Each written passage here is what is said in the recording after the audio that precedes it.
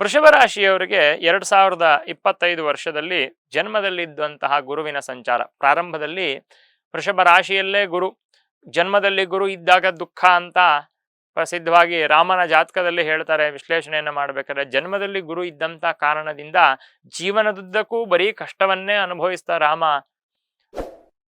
ಇನ್ನೇನು ಅವನಿಗೆ ಕೊರೊನೇಷನ್ ಅಂದ್ರೆ ಪಟ್ಟಾಭಿಷೇಕ ಆಗ್ತಿರ್ಬೇಕಾಗುವಂಥ ಸಂದರ್ಭದಲ್ಲಿ ಕಾಡಿಗೆ ಹೋದ. ಕಾಡಿನಲ್ಲಿ ಅನೇಕ ಸಮಸ್ಯೆಗಳನ್ನು ಅನುಭವಿಸ್ತಾ ಆಮೇಲೆ ಮತ್ತೆ ಏನೋ ಕಷ್ಟಪಟ್ಟು ರಾವಣ ವಧೆಯನ್ನ ಮಾಡಿ ಅಯೋಧ್ಯೆಗೆ ಬಂದ ನಂತರ ಕೂಡ ಅವನು ಕಷ್ಟದಲ್ಲೇ ಅವನ ಜೀವನವನ್ನು ಕಳೆದ ಅಂತ ಹೇಳುವಂಥ ರೀತಿಯಲ್ಲಿ ಜನ್ಮದಲ್ಲಿ ಗುರು ಇದ್ದಾಗ ಅನೇಕ ದುಃಖಗಳು ಅಂತ.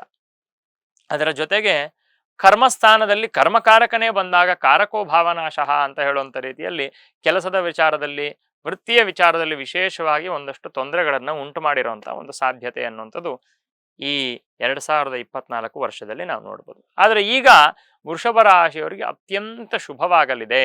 ಅಂದ್ರೆ ಗುರುವಿನ ಬಲ ಮತ್ತೆ ಶನಿಯ ಬಲ ಎರಡೂ ಕೂಡ ಪ್ರಾಪ್ತವಾಗಲಿದೆ.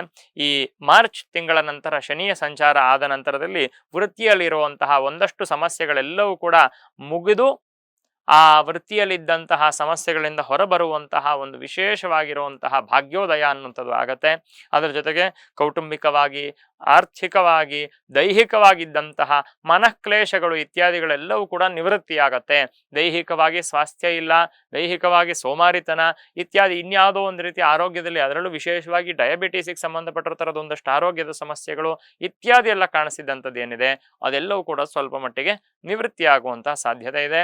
ರಾಹುಕೇತು ಶಾಂತಿಯನ್ನ ಮಾಡಿಸ್ಬೇಕು. ಯಾಕೆಂದ್ರೆ ವೃಷಭ ರಾಶಿಯವರಿಗೆ ಪಂಚಮದಲ್ಲಿ ಇಷ್ಟು ದಿವಸ ಕೇತುವಿನ ಸಂಚಾರ ಈ ಮುಂದಿನ ಮೇ ತಿಂಗಳಿನವರೆಗೆ ಅಂದ್ರೆ ಪ್ರಾರಂಭದ 4-5 ತಿಂಗಳುಗಳು ಇನ್ನು ಪಂಚಮದಲ್ಲೇ ಕೇತುವಿನ ಸಂಚಾರ ಆಗ್ಬೇಕಾದ್ರೆ ಪಾಪಗ್ರಹರ ಯೋಗ ಪಂಚಮದಲ್ಲಿದ್ರೆ ವಾರ್ಪತ್ಯಸ್ಯ ಪುರಾಣ ಪುಣ್ಯವೆಲೆಯೋ ವೇದ್ಯ ಮನಃಕುಂಠತ ಅಂತ ಹೇಳುವಂಥ ರೀತಿಯಲ್ಲಿ ಮನಸ್ಸು ತುಂಬ ಕುಂಠಿತವಾಗತ್ತೆ, ಮಾನಸಿಕ ದುಃಖ ಕ್ಲೇಶಗಳು ಅನ್ನುವಂಥದ್ದು ಇರುತ್ತೆ. ಗಣಪತಿಯನ್ನ, ಸುಬ್ರಹ್ಮಣ್ಯ ಸ್ವಾಮಿಯನ್ನ ಆರಾಧನೆ ಮಾಡಿದ್ರೆ ಅಥವಾ ಕಾಳಹಸ್ತಿಗೆ ಹೋಗಿ ರಾಹುಕೇತು ಪೂಜೆ ಇತ್ಯಾದಿಗಳನ್ನ ಮಾಡಿಸಿದ್ದೇ ಆಯಿತು ಅಂತಂದ್ರೆ ರಾಹುಕೇತುಗಳಿಂದ ಬರುವಂತಹ ಉಪದ್ರವವು ಕೂಡ ಕಡಿಮೆ ಆಗತ್ತೆ. 75% ಶುಭ ಫಲಗಳನ್ನು ವೃಷಭ ರಾಶಿಯವರು ನಿರೀಕ್ಷಣೆಯನ್ನ ಮಾಡಬಹುದು. ಹಾಗಾಗಿ ಗುರುವಿನ ಬಲ ಪ್ರಾಪ್ತವಾಗತ್ತೆ. ಆರ್ಥಿಕ ಸ್ಥಾನ ಭರ್ತವ್ಯಂ ಅಖಿಲಂ ವಿತ್ತಂ ವಾಣಿ ಚಕ್ಷುಶ್ಚ ದಕ್ಷಿಣಂ ಅಂತ ಹೇಳುವಂಥ ರೀತಿಯಲ್ಲಿ ಕೌಟುಂಬಿಕವಾಗಿರುವಂಥ ಸೌಖ್ಯವನ್ನ ಮತ್ತೆ ಒಳ್ಳೆಯ ವಿತ್ತ ಅಂದ್ರೆ ಆರ್ಥಿಕವಾಗಿರುವಂತಹ ಒಂದು ಸೌಖ್ಯವನ್ನ, ಕುಟುಂಬದಲ್ಲಿ ಮಾತಿನಿಂದ ಸೌಖ್ಯವನ್ನ ಇದೆಲ್ಲವನ್ನ ಗುರು ಉಂಟು ಮಾಡ್ತಾನೆ.